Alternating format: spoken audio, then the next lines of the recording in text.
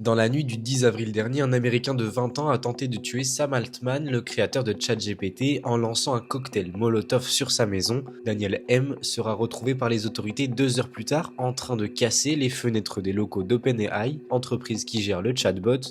La raison, une fin imminente de l'espèce humaine suite à l'arrivée d'une super intelligence artificielle incontrôlable, selon lui. Dans un document envoyé à des amis, il raconte être prêt à tous les moyens pour empêcher cet événement, quitte à inciter d'autres personnes à tuer et à commettre des crimes. Le jeune homme faisait partie du groupe Pause IA qui appelle à une meilleure réglementation de l'intelligence artificielle tout en alertant sur les risques catastrophiques que représente la technologie. Ce groupe se retrouve dans un mouvement plus large, celui des Doomers, des personnes convaincues d'un effondrement inévitable de l'humanité causé par une crise climatique, civilisationnelle ou technologique, comme c'est le cas pour Daniel M. Bien que critiquer, ses idées se font entendre jusqu'au sommet de l'industrie de l'IA. En 2023, Elon Musk avait par exemple appelé à un arrêt temporaire du développement d'IA puissante.